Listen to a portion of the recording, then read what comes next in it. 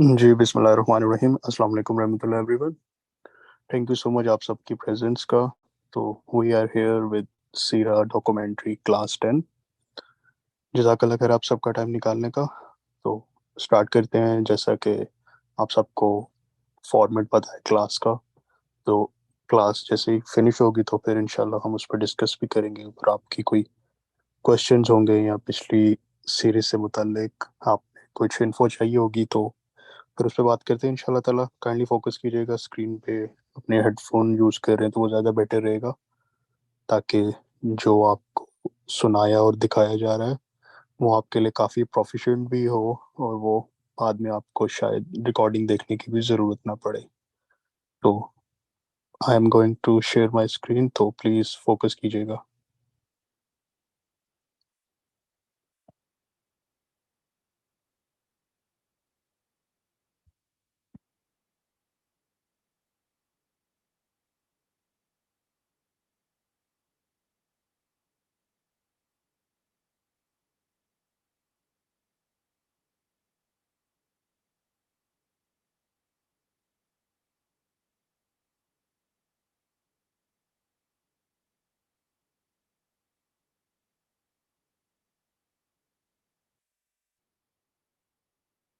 जी, kindly chat में बताइएगा आपको मेरी स्क्रीन शो हो रही।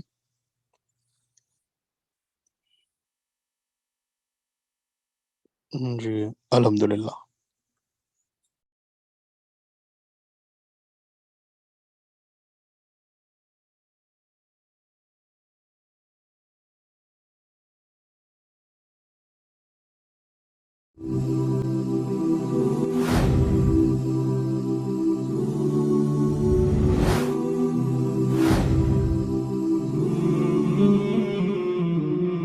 बारिश में कभी कभी नहाया करते हैं, कभी कभार कुएं में पांव लटका कर भी बैठते हैं। तेज भागने और तीर अंदाजी के मुकाबले भी करवाते और खुद भी हिस्सा लेते हैं। आज का उन्वान है, हमें इसका फैसला मंजूर है। अल्लाह के नबी इब्राहीम से लेकर आज तक काबा लोगों की तवज्जो का मरकज है। इस घर का हज कमोबेश हमेशा ही होता रहा है। काबा वादी मक्का में पहाड़ों के दरमियान नशेबी जगह पर तामीर किया गया है। काबा में खुशबू के लिए ऊद जलाई जाती है। इसी आग से काबे के दरवाजे पर डाला गया पर्दा जल गया और काबे की इमारत को आग से नुकसान पहुंचा है। ये 606 ईस्वी का वाक़या है। इस साल बारिशें भी ज्यादा हुई हैं। सारा पानी काबा और उसके इर्द गिर्द जमा हो गया है, जिसकी वजह से काबे की दीवारों में दरारें आ गई हैं। इमारत की छत न होने की वजह से भी बारिश का पानी जमा हो जाता है। दीवारों की मजबूती बहुत कम है। मक्का के लोग इकट्ठे हुए और ये फैसला किया है कि इस इमारत को गिराकर दोबारा काबा तामीर किया जाए। नई तामीर से पहले काबे की दीवारों की लंबाई कुछ यूं है। हजरे अस्वद से रुकने शामी, वो कोना जो मुल्क शाम की तरफ है, 23 हाथ। रुकने शामी से रुकने इराकी, वो कोना जो मुल्क इराक की तरफ है, 22 हाथ। रुकने इराकी से रुकने यमानी, वो कोना जो यमन की तरफ है, 31 हाथ। रुकने यमानी से हजरे अस्वद तक 20 हाथ। इन दीवारों की बुलंदी 9 हाथ है। एक हाथ की लंबाई 1 गज यानी 3 फुट के बराबर होती है। हजरे अस्वद और रुकने शामी वाली दीवार के दरमियान बैतुल्लाह के अंदर जाने का रास्ता है। ये रास्ता खोलने या बंद करने के लिए कोई दरवाज़ा नहीं है। कोई भी बैतुल्लाह के अंदर जा सकता है। बारिश का पानी काबे के अंदर या मताफ दोनों जगहों पर एक ही सतह पर मौजूद होता है। इस साल के सैलाब ने इमारत को इस कदर नुकसान पहुंचाया है, डर है कि इमारत किसी भी वक्त गिर सकती है। अब्दुल्ला बिन अब्दुल मुत्तलिब के मामू अबू वाहब ने बाकी सरदारों की मौजूदगी में तय किया है कि काबे की हुर्मत ये तकाजा करती है कि काबे की तामीर सिर्फ हलाल कमाई से ही की जाए। اس کے لیے سب سے حلف لیا گیا ہے کہ کسی بھی ایسے کام سے کمائی ہوئی دولت استعمال نہیں ہوگی جو حرام یا ممنوع ہو، نہ تو کسی سے لوٹا ہوا مال استعمال ہوگا، نہ جوئے میں جیتی ہوئی رقم۔ کعبے میں موجود تمام بت اٹھا لیے گئے ہیں اور انہیں احتیاط کے ساتھ سنبھال لیا گیا ہے۔ نئی تعمیر کا فیصلہ کر لینے کے بعد مشکل مرحلہ یہ ہے کہ کعبے کی عمارت کو گرائے کون۔ اس کام کے لیے کوئی بھی تیار نہیں ہے۔ لوگوں کا خیال ہے کہ جو بھی اس عمارت کو گرائے گا اس پر مصیبت اور آفت آ جائے گی، حالانکہ ایسا کسی بے حرمتی یا بری نیت سے نہیں کیا جا رہا۔ ولید بن مغیرہ مخزومی نے ہمت دکھائی، کدال پکڑی اور کعبے کی دیوار توڑنا شروع کر دی۔ سب لوگ اگلی صبح کا انتظار کر رہے ہیں اور ڈر رہے ہیں کہیں ولید پر کوئی مصیبت نہ آ جائے۔ ولید پر کوئی مصیبت نہیں ٹوٹی تو سب لوگ اس میں شامل ہو گئے۔ کعبے کی دیواریں مکمل طور پر گرا دی گئیں اور نئی تعمیر کے لیے جگہ ہموار کر دی گئی ہے۔ کعبے کی بنیادوں کو توڑنے کی کوشش کی گئی تو زلزلہ آ گیا۔ اسے ناراضگی کی علامت سمجھ کر بنیادوں کو نہ چھیڑنے کا فیصلہ کیا گیا ہے۔ کعبے کی تعمیر اللہ کے نبی ابراہیم کی تعمیر کردہ بنیادوں پر ہی کی جا رہی ہے۔ انہی دنوں جدہ کی بندرگاہ پر ایک یونانی بحری جہاز ٹکڑے ٹکڑے ہو گیا ہے۔ بحری جہاز یمن میں ایک کلیسا کی تعمیر کے لیے سامان لے کر جا رہا تھا۔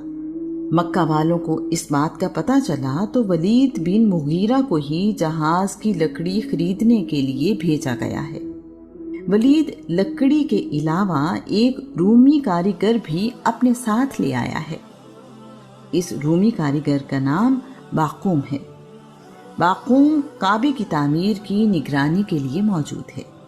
ہر ایک قبیلے کے ذمے کعبے کی تعمیر کا کوئی نہ کوئی کام ہے۔ پتھر بڑے بھی ہیں اور بھاری بھی۔ وہ لوگ ایک پتھر اٹھا کر لاتے ہیں اور دیوار کعبہ کی تعمیر کے لیے رکھ دیتے ہیں۔ اسی طرح دیوار بنتی جا رہی ہے۔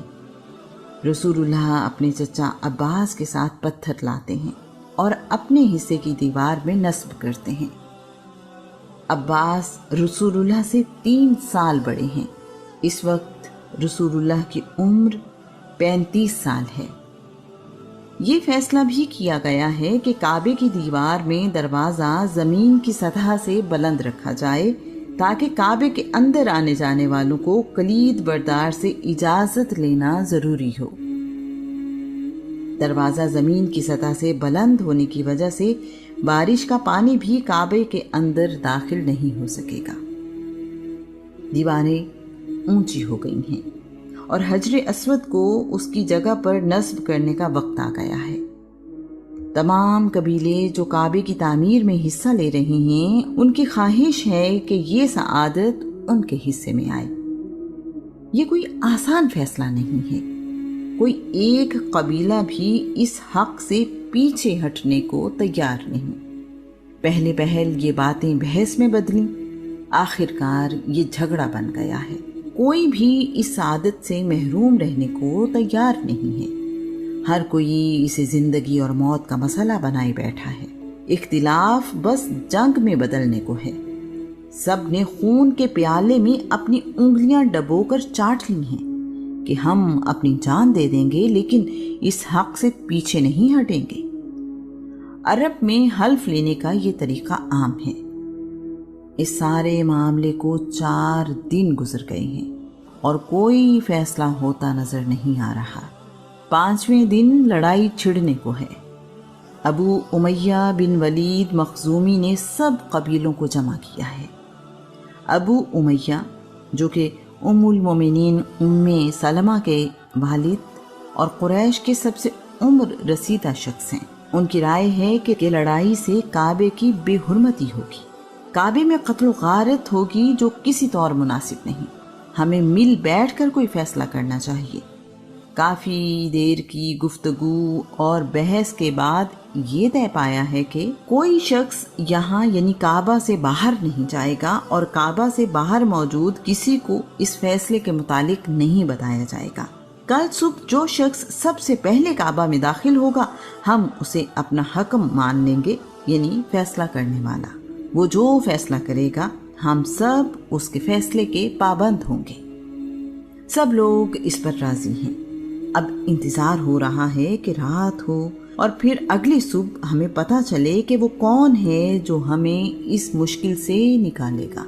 اس بات کا کعبے کے اندر موجود لوگوں کے علاوہ کسی کو علم نہیں ہے کہ کیا فیصلہ ہوا ہے۔ ہر قبیلہ یہ خواہش رکھتا ہے کہ صبح سب سے پہلے کعبے میں داخل ہونے والا ان کے قبیلے سے ہو۔ اس کے لیے تمام لوگ دعا مانگ رہے ہیں۔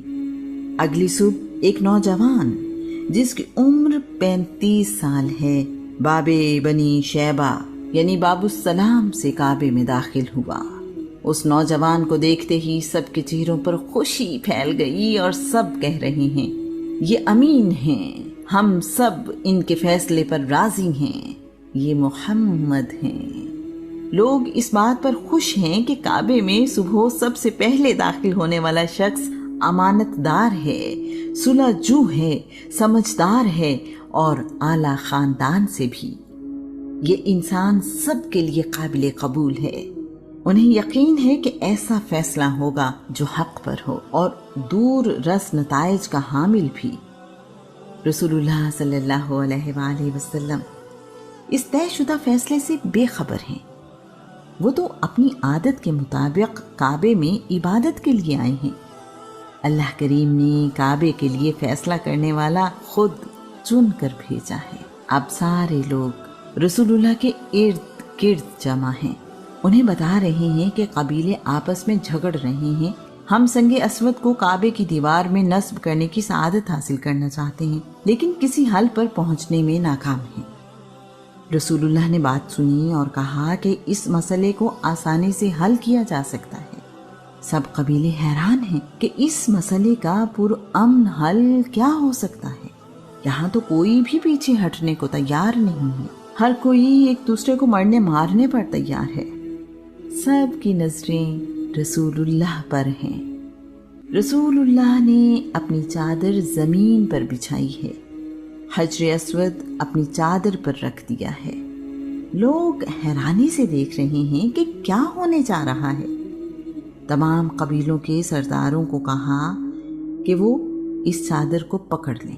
کچھ قبیلوں کے سرداروں نے چادر کونوں سے پکڑی، باقی قبیلوں کے سرداروں نے چادر کو مختلف جگہوں سے پکڑ لیا ہے۔ یوں کہیے کہ وہاں موجود کوئی بھی قبیلہ ایسا نہیں ہے جس کا سردار چادر پکڑنے سے محروم رہا ہو۔ سب نے چادر پکڑ کر حجر اسود کو اٹھایا ہے۔ حجر اسود کو وہاں لے جایا گیا جہاں اسے نصب کیا جانا ہے۔ رسول اللہ نے حجر اسود اٹھایا اور اپنے ہاتھ سے اسے دیوار میں نصب کر دیا ہے۔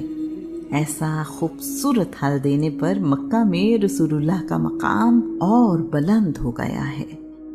سب لوگ خوش ہیں کہ انہیں حجر اسود نصب کرنے کی سعادت مل گئی ہے۔ حجر اسود مطاف کے فرش سے 1.5 ہاتھ یعنی 4.5 فٹ بلندی پر ہے۔ اس طرح رسول اللہ نے عرب کو خونی لڑائی سے بچا لیا ہے۔ 5 دن بعد کعبے کی تعمیر دوبارہ شروع ہو گئی ہے۔ یہ بات پہلے طے کی گئی تھی کہ کعبے کی تعمیر میں صرف حلال کمائی ہی لگائی جائے گی۔ قریش کے پاس کعبے کی تعمیر مکمل ہونے سے پہلے ہی پیسے کم پڑ گئے ہیں۔ فیصلہ کیا گیا ہے کہ شمال کی جانب کعبے کی عمارت 6 ہاتھ کم کر دی جائے۔ یہ ٹکڑا حجر یا حتیم کہلاتا ہے۔ مجھے اس میں اللہ کریم کی یہ حکمت نظر آتی ہے کہ عام لوگ بھی اس طرح کعبے کے اندر جا سکیں اور عبادت کر سکیں۔ جب کعبے کی دیواریں 15 ہاتھ بلند ہو گئیں تو دیواروں کے اندر 6 ستون کھڑے کر کے اس پر چھت ڈال دی گئی ہے۔ کعبہ اپنی اس تعمیر کے بعد چوکور شکل میں مکمل ہو گیا ہے۔ اس کے بعد کعبے میں دوبارہ بت رکھ دیے گئے ہیں۔ ابراہیم، اسماعیل، عیسیٰ اور سیدہ مریم کی تصویریں بھی دوبارہ سے دیواروں پر بنا دی گئی ہیں۔ اس تعمیر سے پہلے کعبے میں 2 دروازے تھے، ایک اندر داخل ہونے کے لیے اور دوسرا باہر نکلنے کے لیے۔ نئی تعمیر کرتے ہوئے ایک ہی دروازہ رکھا گیا ہے۔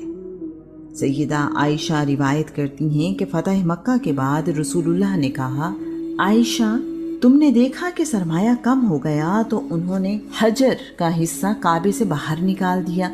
اگر تمہاری قوم نئی دین میں داخل نہ ہوئی ہوتی تو میں کعبے کو گرا دیتا، اس کے مشرقی اور مغربی سمت میں دروازے رکھتا، حجر کو کعبے میں شامل کر دیتا۔ قریش کا دل رکھنے کی خاطر کعبے کی عمارت کو ابراہیم کی بنائی ہوئی بنیادی شکل میں تعمیر نہ کرنا رسول اللہ کی رواداری اور حسن اخلاق کی اعلیٰ مثال ہے۔ کعبہ کے لفظی معنی مقعب ہیں۔ ابراہیم نے کعبے کی تعمیر کی تو یہ مقعب نما عمارت تھی۔ عربی زبان میں 6 پہلوؤں والی شکل کو مقعب یا کعبہ کہتے ہیں۔ کعبہ کے ارد گرد مسجد کو مسجد الحرام کہا جاتا ہے۔ کعبے کا ذکر قرآن مجید میں مختلف ناموں سے کیا گیا ہے۔ البیت، بیتی، بیت الحرم، بیت الحرام، بیت العتیق۔ آج کل کعبہ کی اونچائی تقریباً 13 میٹر یعنی 43 فٹ ہے۔ اس کی 2 دیواریں 11 میٹر یعنی 36 فٹ جبکہ باقی 2 دیواریں 13 میٹر یعنی 43 فٹ لمبی ہیں۔ کعبے کے اندر 3 ستون ہیں۔ دنیا میں نماز کہیں بھی پڑھی جائے رخ کعبے کی طرف ہی کیا جاتا ہے۔ کعبے کی طرف رخ کرنے کو قبلہ کہا جاتا ہے۔ کعبے کے دروازے کی اونچائی زمین سے 2 میٹر ہے۔ دروازہ شمال مشرقی دیوار میں حجر اسود والے کونے کے قریب نصب ہے۔ کعبے کا دروازہ 1361 ہجری یعنی 1942 عیسوی میں چاندی سے بنا کر لگایا گیا تھا۔ اسے ابراہیم بدر نے بنایا تھا۔ 1399 ہجری یعنی 1979 عیسوی میں یہ دروازہ سونے سے بنایا گیا۔ سونے سے بنا ہوا دروازہ ابراہیم بدر کے بیٹے احمد بن ابراہیم بدر نے بنایا تھا۔ کعبے کے اندر جانے کے لیے لکڑی کی بنی ہوئی سیڑھی اس دروازے کے ساتھ لگائی جاتی ہے۔ 1036 ہجری یعنی 1627 عیسوی میں کعبے کی چھت کے اوپر بارش کا پانی نکالنے کے لیے سونے سے بنا ہوا پرنالہ نصب کیا گیا۔ اسے میزاب رحمت کہتے ہیں۔ نیم دائرہ دیوار اور کعبے کی کالے پتھروں کی عمارت کے درمیان کی جگہ کو حتیم کہتے ہیں۔ یہ دیوار جنوب مغرب میں واقع ہے اور کعبے کا ہی حصہ ہے، اسی لیے طواف اس کے باہر سے ہی کیا جاتا ہے۔ عام لوگ جو کعبے کی عمارت کے اندر نہیں جا سکتے وہ حتیم میں جا سکتے ہیں۔ یہ دونوں ایک برابر ہیں۔ کعبے کی دیواروں کے نیچے چاروں طرف ایک بڑھی ہوئی چھوٹی سی چوکی بھی ہے۔ اس کی اونچائی تقریباً 10 انچ اور چوڑائی تقریباً 12 انچ ہے۔ اسے شازوران کہتے ہیں۔ کعبے پر قباتی یعنی سفید کپڑے کا غلاف چڑھایا جانے لگا۔ یہ کپڑا مصر میں تیار ہوتا تھا۔ اس کے بعد یمنی چادروں کا غلاف چڑھایا جانے لگا۔ کعبے کو ریشمی کپڑا دیباج کا غلاف سب سے پہلے حجاج بن یوسف نے چڑھایا۔ کعبے پر غلاف سال میں 1 بار چڑھایا جاتا تھا اور پرانا غلاف بھی وہیں رہنے دیا جاتا تھا۔ نصر نے 160 ہجری میں پرانے غلاف اتروا کر نیا غلاف چڑھایا۔ اس وقت سے ایسا ہی کیا جاتا ہے۔ خلیفہ مامون عبداللہ بن ہارون الرشید نے سال میں 3 بار کعبے کا غلاف تبدیل کرنا شروع کیا۔ ذی الحجہ کی 8 تاریخ کو سرخ رنگ کا، رجب کی 1 تاریخ کو قباتی اور 29 رمضان کو سرخ رنگ کا غلاف کعبے پر چڑھایا جاتا تھا۔ نصر نے بعد میں کعبے پر سبز رنگ کا غلاف چڑھایا۔ نصر اور مامون نے آپس میں طے کیا کہ کعبے کے غلاف کا رنگ بار بار تبدیل نہیں کرنا چاہیے۔ انہوں نے کالے رنگ کا کسوہ کعبے پر چڑھایا اور آج تک کعبے کے غلاف کا رنگ کالا ہی ہے۔ کعبے کا غلاف جسے کسوہ کہتے ہیں، یہ کالے رنگ کے ریشم اور سونے سے تیار کیا جاتا ہے۔ غلاف ہر سال حج کے موقع پر تبدیل کیا جاتا ہے۔ पुराने गिलाफ के टुकड़े आजकल पूरी दुनिया में तोहफे के तौर पर भेज दिए जाते हैं। सारे सनम मिस्मार कर। दुनिया में बुत परस्ती की तारीख बहुत पुरानी है। अल्लाह के नबी हर जमाने में लोगों को हिदायत देते रहे और एक खुदा की इबादत करने की तलकीन करते रहे। वक्त गुजरने के साथ साथ लोग सीधा रास्ता छोड़कर शिर्क और बुत परस्ती अपनाते रहे। अल्लाह के नबी आदम अलैहिस्सलाम की वफात पर शीस और उनकी औलाद ने उन्हें एक गार में दफन कर दिया। अल्लाह के नबी शीस की औलाद अपने दादा की कब्र पर जाकर उन्हें याद करती थी। काबील के बेटे हनूक बिन काबील ने अपने भाइयों से कहा, शीस की औलाद के पास आदम की कब्र है जहां वो अपने दादा की याद में जाते हैं, जबकि हमारे पास ऐसा कुछ नहीं है। हनूक ने अपने खानदान के लिए लकड़ी से एक बुत तराशा ताकि वो आदम की याद में उस बुत के पास जा सके। इस तरह हनूक बिन काबील ने पहला बुत तराशा। सदियां गुजरने के बाद इंसानी आबादी और नस्ल बढ़ती गई। उस जमाने में इंसानी उम्र भी सैकड़ों साल हुआ करती थी। वद, सुवा, यगूस, यऊक और नसर बड़े नेक लोग थे जो बारी बारी 1 महीने के अंदर वफात पा गए। उन नेक लोगों की वफात से उनकी कौम बहुत गमगीन थी। काबील के एक बेटे ने उन लोगों से कहा, तुम लोग अपने प्यारों के चले जाने से बहुत गमज़दा हो, क्यों ना मैं तुम्हें उनकी तस्वीरें बना दूं जिन्हें देखकर तुम खुश हो जाओ। उसने उन 5 लोगों की तस्वीरें बना दी और उन्हें जगह जगह रख दिया। लोग उन लकड़ी पर बनी हुई तस्वीरों के पास जाते और अपने रिश्तेदारों को याद करते थे। ऐसा कई नस्लों तक होता रहा। लोग अपने बुजुर्गों और रिश्तेदारों को इज्जत और मोहब्बत से याद करते रहे। आहिस्ता आहिस्ता लोगों ने उनकी इबादत करना शुरू कर दी। ये कौम काबील की औलाद थी। अल्लाह करीम ने अपने नबी इदरीस को उस कौम की तरफ भेजा। इदरीस ने उन लोगों को समझाया, तुम इन तस्वीरों यानी बुतों की इबादत ना करो, ऐसा करना शिर्क है।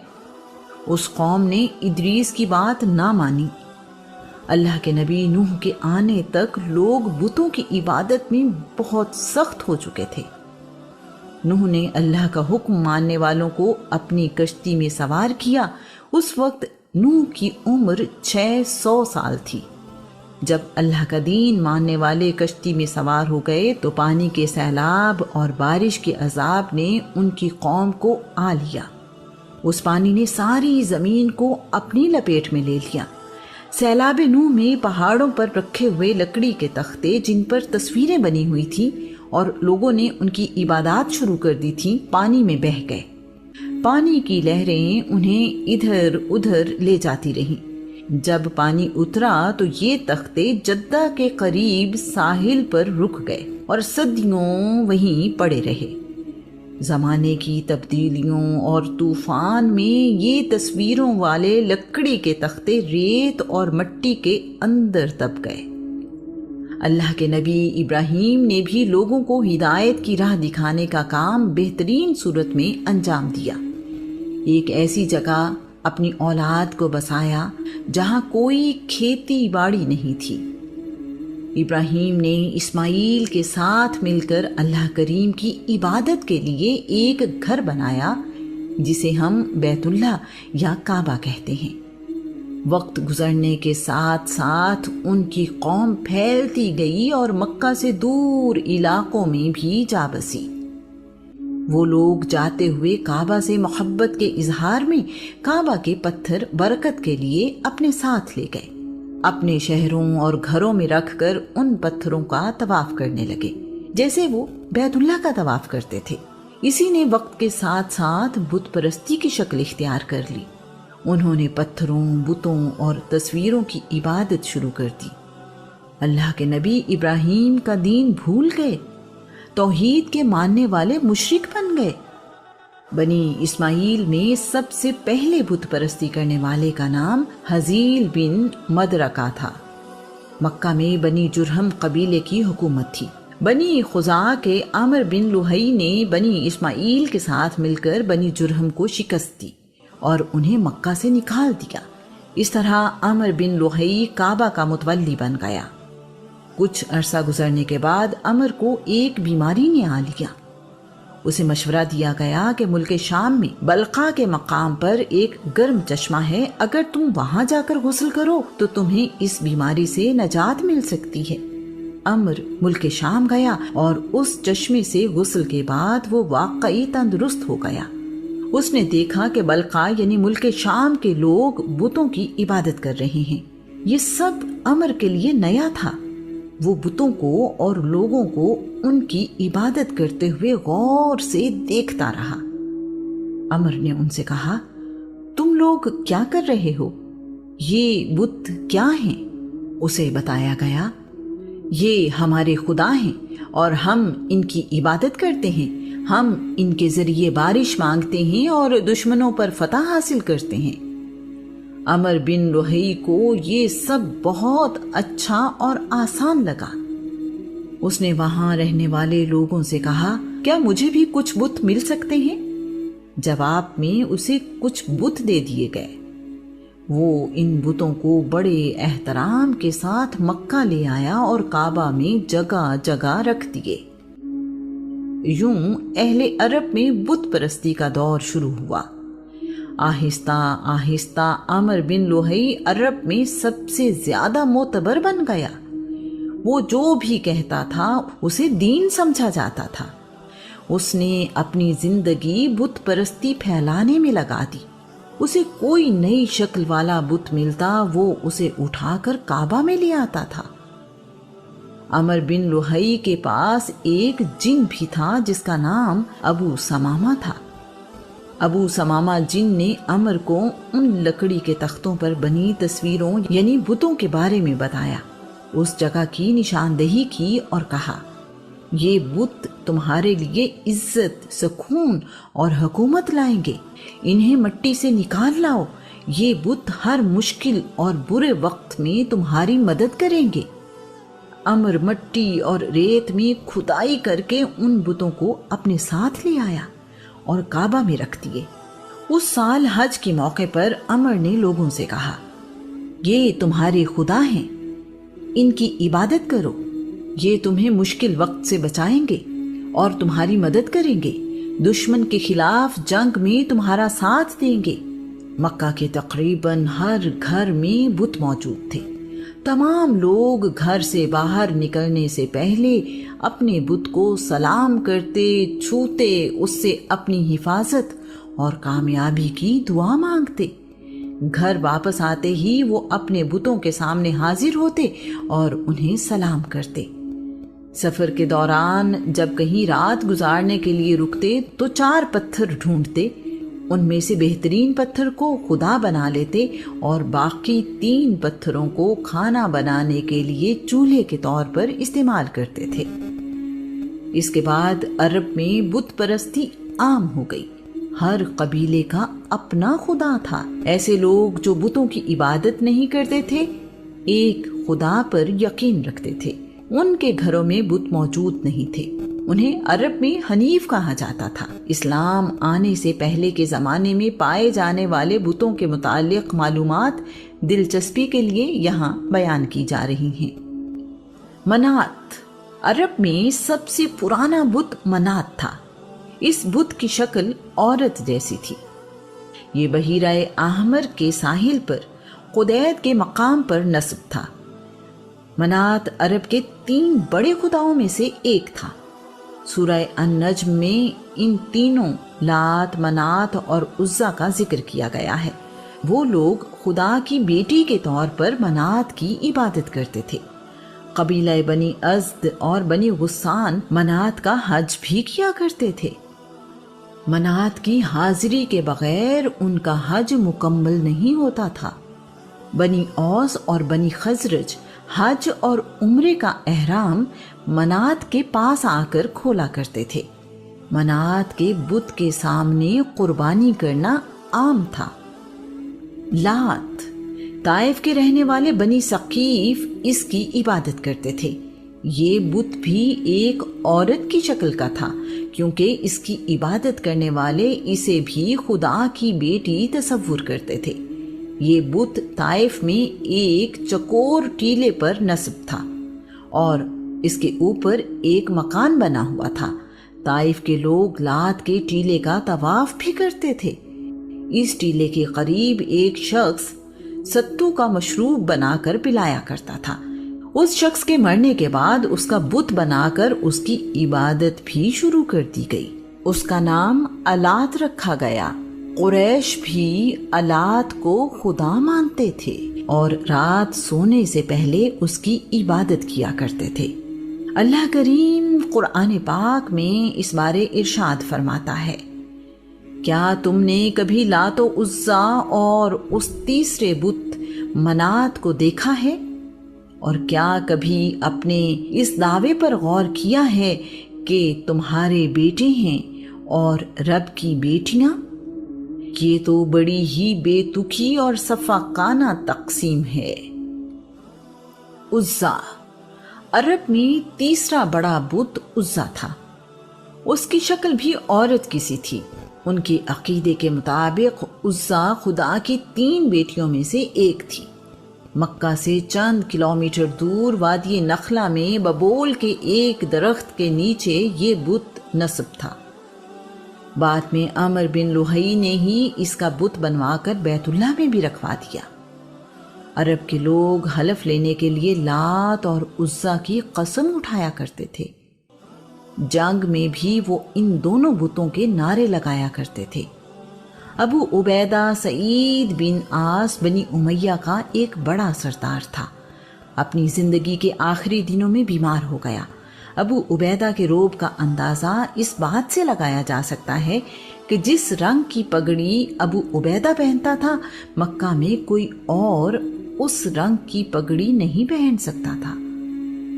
قرآن مجید میں عزا کے بارے میں آیات نازل ہوئیں تو وہ غصے میں تھا اور پریشان بھی۔ ابو لہب اس کی عیادت کرنے گیا تو ابو عبیدہ رو رہا تھا۔ ابو لہب نے پوچھا، قریش کے سردار کو کس بات نے رلا دیا ہے؟ کیا موت کا ڈر ہے؟ ابو عبیدہ نے کہا، نہیں، ایسا نہیں ہے۔ مجھے ڈر ہے کہ میرے مرنے کے بعد عزا کی عبادت نہیں کی جائے گی۔ ابو لہب کہنے لگا، خدا کی قسم، لوگ عزا کی عبادت تمہاری وجہ سے نہیں کرتے۔ تمہارے مرنے کے بعد بھی عزا کی عبادت جاری رہے گی۔ تم اس بات کی فکر نہ کرو۔ ابو عبیدہ نے ابو لہب کا جواب سنا تو خوشی سے مسکرانے لگا اور بولا، مجھے سکون ہے کہ میرے بعد عزا پر جان نثار کرنے والا اور اس کا خیال رکھنے والا موجود ہے۔ عزا کے بت کے آس پاس بہت سارے درخت تھے۔ رسول اللہ نے فتح مکہ کے بعد خالد بن ولید کو ان درختوں کو کاٹنے کا حکم دیا۔ 3 درخت کاٹنے کے بعد ایک بد شکل عورت نظر آئی جو اپنے خدا ہونے کا دعویٰ کر رہی تھی۔ خالد نے اسے توبہ کرنے کے لیے کہا، لیکن وہ اپنے دعوے پر قائم رہی۔ خالد نے رسول اللہ کی ہدایت پر اس عورت کو قتل کر دیا۔ ہبل، قریش کے سب سے بڑے دیوتا کا نام ہبل تھا۔ عرب فال نکالنے کے لیے اسی بت کے پاس جایا کرتے تھے۔ ہبل کو نصب کرنے والے کا نام خزیمہ بن مدرکہ تھا، اس لیے اس بت کو ہبل خزیمہ بھی کہا جاتا تھا۔ ایک روایت کے مطابق اس بت کا اصل نام بال تھا، جو ملک شام کا سب سے بڑا دیوتا تھا۔ بعد میں بال بگڑ کر ہبل بن گیا۔ یہ سرخ پتھر یعنی عقیق سے تراشا گیا انسانی شکل و صورت کا بت تھا۔ اس بت کا دایاں بازو ٹوٹا ہوا تھا، جسے قریش نے سونے سے بنوا کر لگا دیا۔ عرب کوئی بھی اہم کام کرنے سے پہلے ہبل کے سامنے فال نکالا کرتے تھے۔ اس بت کے پاس 7 تیر موجود تھے۔ اگر فعل میں وہ تیر نکلتا جس پر نعم یعنی ہاں لکھا ہوتا تو عرب وہ کام کرتے تھے، اگر وہ تیر نکلتا جس پر لا یعنی نہیں لکھا ہوتا تو اس کام سے رک جاتے تھے۔ ایک تیر پر صریح لکھا ہوا تھا اور دوسرے پر متسق۔ اگر کسی بچے کے باپ کے بارے میں شک ہوتا تو ان دو تیروں سے فعل نکالی جاتی تھی۔ اگر صریح لکھا ہوا تیر فعل میں نکل آتا تو اس کے باپ کی نسبت سے تمام شک دور ہو جاتے۔ متسق لکھے ہوئے تیر کی صورت میں اس کا نسب حرام سمجھا جاتا تھا۔ باقی 3 تیروں کے بارے میں تاریخ خاموش ہے۔ عرب جنگ میں ہبل کی جے کا نعرہ لگایا کرتے تھے کیونکہ یہ ان کے عقیدے کے مطابق قوت اور طاقت کا خدا تھا۔ ود یہ قبیلہ بنی کلب کا بت تھا جو دومت الجندل میں نسب تھا۔ ود اور ود ایک ہی بت کے نام ہیں۔ غزوہ خندق میں مارے جانے والے عمر بن عبد ود کا نام اسی بت کے نام پر رکھا گیا تھا۔ اس بت کے ماننے والے کہتے تھے کہ ہم عورتوں کے محتاج نہیں ہیں کیونکہ ہمارے پاس ود جیسا عظیم خدا ہے۔ خالد بن ولید ود کا بت گرانے گئے تو دیکھا کہ یہ ایک انسان کی شکل کا بت تھا جس کا قد و قامت انسانوں سے بڑا تھا۔ اس نے عرب کے انداز کا لباس پہنا ہوا تھا۔ اس کی کمر کے ساتھ ایک تلوار لٹک رہی تھی اور کندھے پر کمان تھی۔ ایک ہاتھ میں تیر تھا جبکہ دوسرے ہاتھ میں تیر رکھنے والا ترکش جس میں بہت سارے تیر تھے۔ اللہ کریم قرآن پاک میں ارشاد فرماتا ہے، بت پرستوں نے کہا ہے اپنے خداؤں کو نہ چھوڑو اور خاص طور پر ود، سوا، یغوث، یعوق اور نصر کو تو بالکل نہ چھوڑو۔ اصاف اور نائلہ۔ اصاف بت کی شکل ایک انسان جیسی تھی۔ لوگ اس بت کا طواف کرتے تھے۔ اس بت کے سامنے قربانی بھی کی جاتی تھی۔ روایت کے مطابق اصاف ایک انسان تھا اور اس کا تعلق بنی جرہم سے تھا۔ اس کا پورا نام اصاف بن یالا تھا۔ نائلہ ایک عورت تھی اور اس کا پورا نام نائلہ بنت زید تھا۔ نائلہ کا تعلق بھی قبیلہ بنی جرہم سے تھا۔ یہ دونوں یمن کے رہنے والے تھے اور قافلے کے ساتھ حج کرنے کے لیے مکہ آئے۔ دونوں کعبہ میں داخل ہوئے تو وہاں اور کوئی موجود نہیں تھا۔ موقع پا کر انہوں نے کعبہ کے اندر زنا کیا۔ اللہ کریم نے ان دونوں کو نشان عبرت بنا دیا۔ دوسرے لوگ کعبہ کے اندر آئے تو یہ دونوں پتھر کے بن چکے تھے۔ لوگوں نے اٹھا کر انہیں باہر پھینک دیا۔ عمر بن لوہی ان دونوں پتھر کے جسموں کو کچھ عرصے بعد لے آیا اور ان کی عبادت شروع ہو گئی۔ لوگوں نے ان کے بت صفا اور مروہ پہاڑوں پر رکھ دیے۔ عرب میں اس زمانے میں ان بتوں کے علاوہ سوا، یغوث، یعوق، نصر، فلس، سعد، ذوالخلصہ، ذوالشرا، ذوالکفین، یابوب اور بجر کے بتوں کی بھی عبادت کی جاتی تھی۔ بنی کنانہ چاند کی عبادت بھی کرتے تھے۔ قبیلے ایک دوسرے سے خدا بدل بھی لیا کرتے تھے۔ اگر کوئی بت ٹوٹ جاتا تو لوگ کہتے ہائے میرا خدا مر گیا۔ اس زمانے میں صرف بت ہی مقدس نہیں تھے، جانور بھی اس مرتبے پر فائز تھے۔ 10 بچے دینے والی اونٹنی بڑا اونچا مقام رکھتی تھی۔ اس پر کوئی سواری نہیں کرتا تھا اور اس کا دودھ بتوں کے رکھوالے ہی استعمال کر سکتے تھے۔ ایسی اونٹنی جہاں چاہے پھر سکتی تھی اور چارہ کھا سکتی تھی۔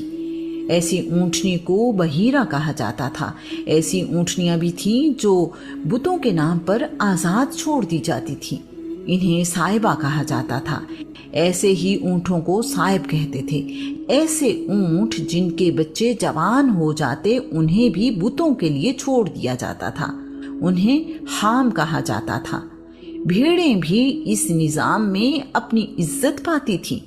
ایسی بھیڑ جو 7 دفعہ 2 مادہ اور 8ویں مرتبہ نر بچہ دے تو وہ مقدس ہوتی تھی۔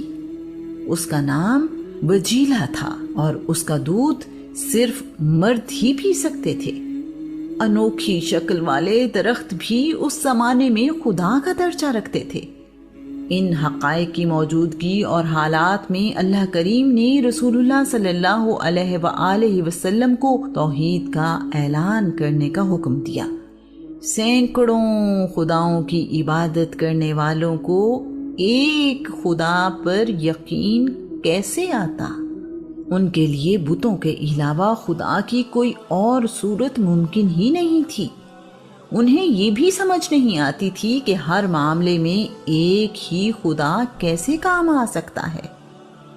زندگی بھی اسی سے، موت بھی اسی سے، اولاد بھی اسی خدا سے، اور رزق بھی، بارش کے لیے بھی وہی خدا، اور دشمن سے فتح کے لیے بھی اسی خدا سے مدد مانگیں۔ یہ کیسے ممکن ہے؟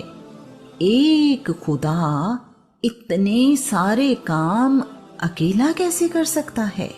یہ انہیں سمجھ نہیں آتی تھی۔ سارے صنم مسمار کر، بس ایک خدا سے پیار کر، رکھ کر نبی کو سامنے، آرائش کردار کر۔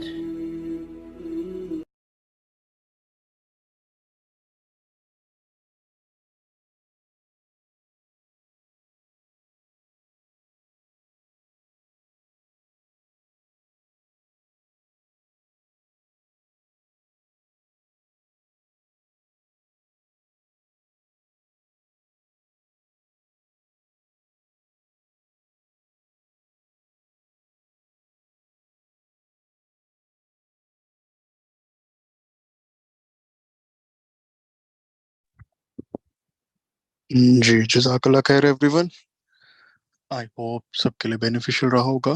تو آپ میں سے کسی کا کوئی کوشچن ہے، کوئی بات کرنا چاہتا ہے تو کائنڈلی ہینڈ ریز کر لیجیے، تو میں آپ کا مائک اوپن کر دیتا ہوں۔ بسم اللہ۔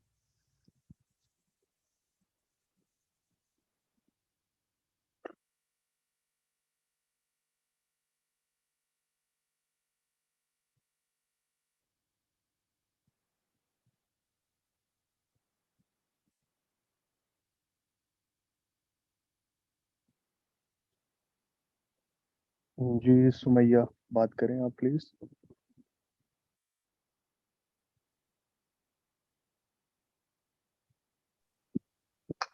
جی السلام علیکم ورحمۃ اللہ۔ جی وعلیکم السلام رحمۃ اللہ۔ جی ماشاء اللہ بھائی، بہت بہت زیادہ انفارمیٹیو ویڈیو، کیونکہ بتوں کی بات سن کے ہمیشہ دماغ میں یہ بات آتی یہ چیزیں کہاں سے شروع ہوئی۔ تو یہ میں دوبارہ ریکارڈنگ ضرور دیکھوں گی، اور جو کعبہ کی تعمیر کی انفارمیشن ہے اس کو تو نوٹ ڈاؤن کرنے والی انفارمیشن تھی وہ، کہ اس کو ہم اپنے پاس محفوظ رکھیں اور جب کبھی وقت ملے تو ضرور پڑھا کریں۔ تو یہ اتنی ماشاء اللہ سے انفارمیٹیو تھی کہ جب ہمارے بچے سوال کرتے ہیں، اسپیشلی میرا بیٹا، کہ یہ کیوں ہوتا ہے، جیسے حابیل قابیل کی سٹوری انہیں سنائی ہوئی ہے، اور تو وہ بار بار یہی بات پوچھتے ہیں کہ پہلے سب سے پہلے کس نے کی بت کی عبادت جو یہ سب شروع ہو گیا۔ تو آج میرے پاس آنسر ہے دینے کے لیے، اور بیکاز کہ آپ نے اتنی انفارمیشن ویڈیو جو ہے شیئر کی ہے، اور جس سے بچوں کا انفارمیشن لیول مزید بڑھے گا اور ہم سب کی انفارمیشن میں بھی بہت اضافہ ہو۔ تھینک یو سو مچ۔ اور ایک چیز میں یہ پوچھنا چاہ رہی تھی پریویس ویڈیو کے حوالے سے، آپ سن رہے؟ جی جی سمیہ پلیز۔ تو میں یہ کہہ رہی تھی کہ ابراہیم علیہ السلام کی جو قسط تھی وہ والی، تو اس میں جو ویڈیوز میں نے بعد میں لنک سے بھی دیکھی ہیں، تو میرا یہ خیال تھا کہ جو قرآن میں، کیونکہ ہم سب سے اتھینٹک قرآن کو لیتے ہیں نا، تو قرآن میں جو ذکر ہے اس بات کا، ایک منٹ چپ ہو جائے گی، تو قرآن میں جو ذکر ہے اس بات کا کہ ان کے والد بت پرست تھے، اور اس طرح سے جو چیز تھی، تو کیا ہم اس بات کو، میں آپ سے یہ ڈسکس کرنا چاہ رہی تھی کہ کیا اس بات کو ہم زیادہ معنوں میں لیں گے جو قرآن میں لکھا ہوا ہے، یا ان کے چچا کا ذکر ہے یہ سوچیں یا جو باقی بکس میں یا ہمیں جو سیرت کی کتابوں میں جو چیز ملتی ہیں ہم اس کو فالو اپ لیں، تو کس بات پہ زیادہ ہم اپنا جھکاؤ رکھیں گے یا کس بات کو زیادہ وہ لیں گے؟ یہ میں جاننا چاہ رہی تھی آپ سے. جی سمیہ، فرسٹ آف آل تو قرآن پاک کو ہی نمبر 1 پہ رکھیں گے، لیکن جو جی باقی بک، لیکن قرآن پاک میں لیکن آپ کو جو باقی ڈیٹیلز ہیں وہ آپ کو سیرہ کی بک، کیوں قرآن پاک میں کافی ایسے واقعات آپ کو ملیں گے جس کا صرف حوالہ دیا ہوگا، لیکن اس کی ڈیٹیلز کے لیے آپ ہسٹری کی بکس یا سیرہ کی بکس اوتھینٹک پڑھ سکتے ہیں، تو وہاں پہ اس کی فل ڈیٹیلز ہے. جی باقی جی. اس کا صحیح غلط ہونے کا وہ تو قرآن پاک تو اسے پراپر اوکے دے دیتا ہے.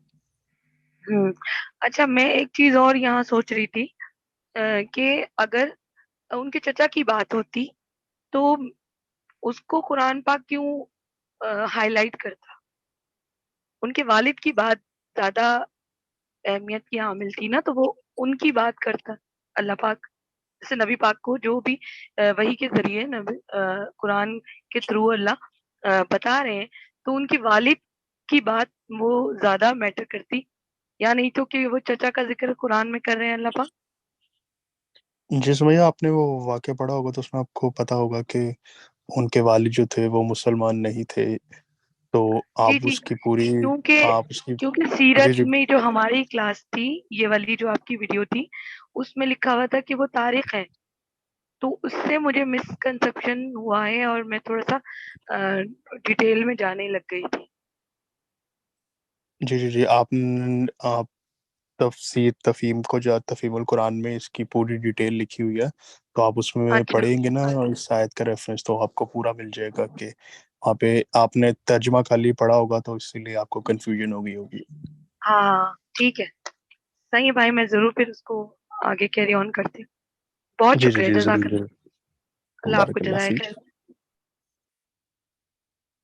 خیر. جی فرینہ لیاقت، آپ بات کریں پلیز.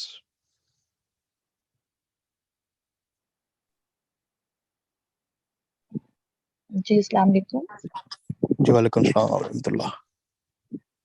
جی پہلی بات تو یہ کہ مطلب ہیڈس آف ٹو یو، بہت اچھی ایفرٹ ہے کہ اس سے بہتر اس وقت ہمیں کوئی اور ایفرٹ نہ مطلب مل نہیں سکتی ہے. تو اللہ تعالیٰ آپ کے کام میں برکت دیں اور ہمیں ہدایت دیں اس کے ذریعے سے. تو دوسری بات یہ کہ نا ایک بات میں آپ کو بس شیئر کرتی چلوں کہ کل پرسوں میں نے بچوں کے ساتھ یہ اپنی سیرہ جو ویڈیوز ہیں وہ شروع کی ہے شیئر کرنی. دا پوائنٹ از میرے بچے میسمرائز تھے. ایک منٹ آپ پلیز، میں تھوڑی دیر میں بات کرتی ہوں، آپ کسی اور سے بات کر لیں پلیز. جی جی جی جی، آپ میں سے اور کوئی بات کرنا چاہتا ہے تو ہینڈ ریز کر لیجیے. تو جو لوگ چینل کا لنک پوچھ رہے تھے تو میں نے ابھی چیٹ میں پنچ کر دیا، تو جہاں ہماری پچھلی تمام 9 ریکارڈنگز پڑی ہوئی ہیں، تو لائن وائز ہوتا ہے ہمارا سلسلہ. تو انشاءاللہ 1-2 منتھس میں جیسے ہی سیرہ کمپلیٹ ہو جائے گی تو پھر ہمارا کسی اور پروجیکٹ پہ اس کو شفٹ کرنے کا پلان ہے. مے بی ہم صحابہ کی سیریز میں جائیں گے یا صحابیات کی، تو وی ول اناؤنس دیٹ آلسو انشاءاللہ. آپ میں سے کوئی بات کرنا چاہتا ہے تو مائک پہ آ سکتے ہیں.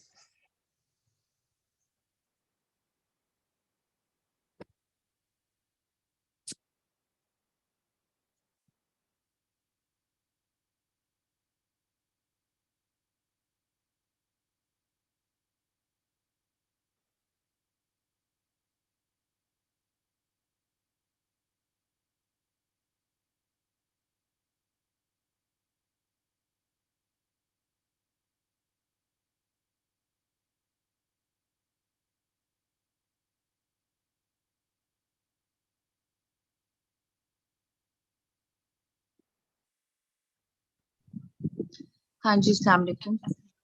جی وعلیکم السلام. جی فرینہ. ہاں جی، میں ایکچولی اس سے یہ کہنا چاہ رہی تھی کہ مطلب میں نے جیسے ہی کل بچوں کو یہ دکھانی شروع کی تو وہ اتنے اوورwhelmed تھے اور اس طرح سے ریئیکٹ کر رہے تھے کہ نہیں ماما یہ نہیں ہو سکتا. مطلب جو عرب کے حالات انہوں نے شروع میں دیکھنے شروع کیے, بعد میں انبیاء کرام کی جو ساری حضرت آدم سے تھی, تو بہت زیادہ وہ اس کو ریلیٹ کر رہے تھے اور بہت زیادہ اس کے بارے میں ایکسائٹیڈ بھی تھے اور جاننا بھی چاہ رہے تھے, انٹریگ پہ تھے کہ ہم نے آگے دیکھنا ہے.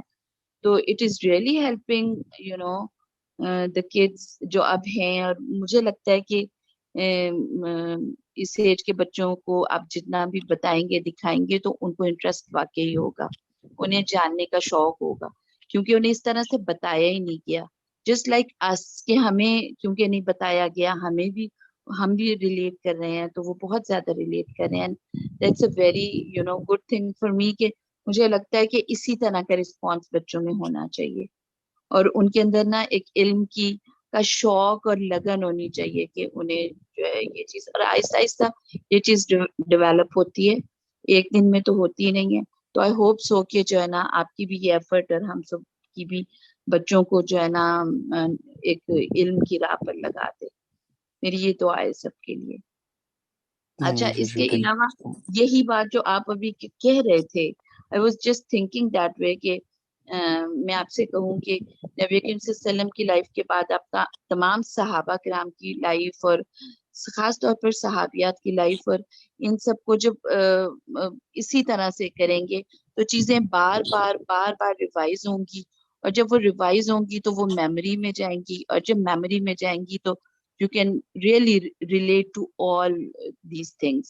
اور جب یہ سب واقعات آپ کے دماغ میں ایک سیٹنگ بن جائے گی, تب جب آپ قرآن کو اٹھائیں گے اپنے ہاتھ میں تو قرآن کے میننگ سمجھنا, قرآن سے ریلیٹ کرنا, قرآن کے کی کوئی آیت کس موقع پر آئی اور وہ کیوں آئی اور اس کا کیا پس منظر تھا اور اس کا کس طرح سے ہم اس کو ریلیٹ کر سکتے ہیں, تو وہ بہت زیادہ ہیلپ فل ہو جائے گی.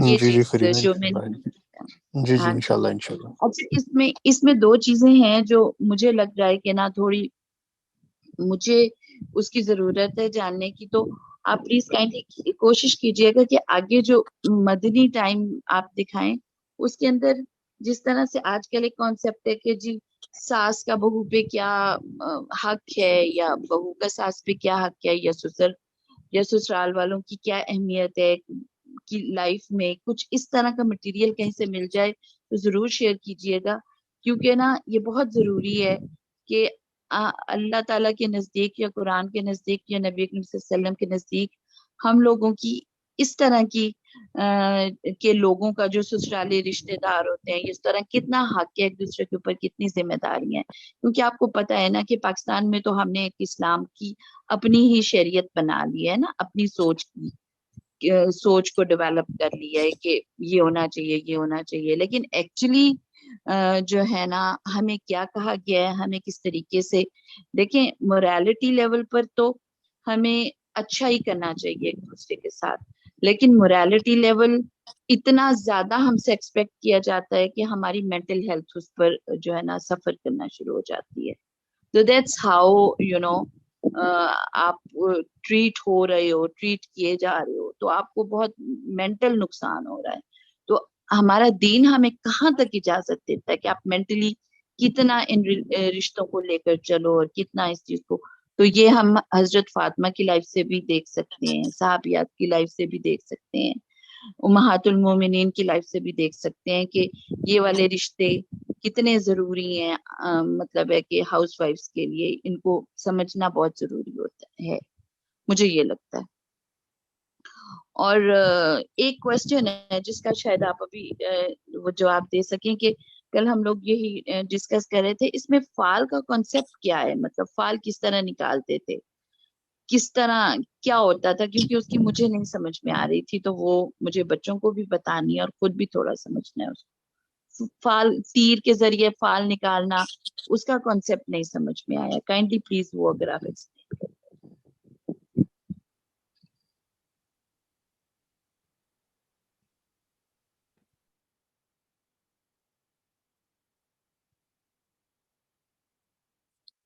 جی فرینا جزاک اللہ خیر.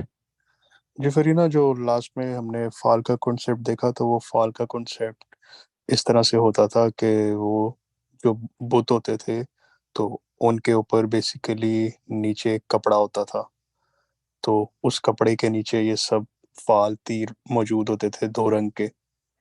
تو اس کپڑے کے نیچے سے جو ان کے پاس، جس طرح آپ دیکھتے ہیں کہ یہاں پہ آپ بتوں پہ یا مندر پہ جائیں تو وہاں پہ وہ ان کے وہ خاص کرتا کام کرنے والے ہوتے ہیں اسپیشل.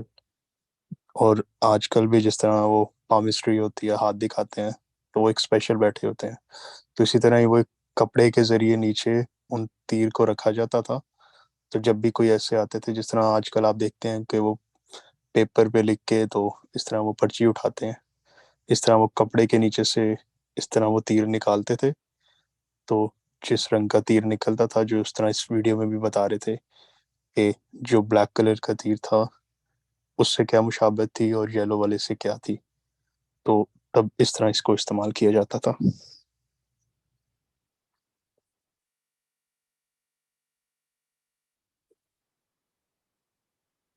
جی آپ میں سے کسی اور نے بات کرنی ہے تو کائنڈلی مائک پہ آ جائے، نہیں تو پھر ہم سیشن کو اینڈ کرتے ہیں.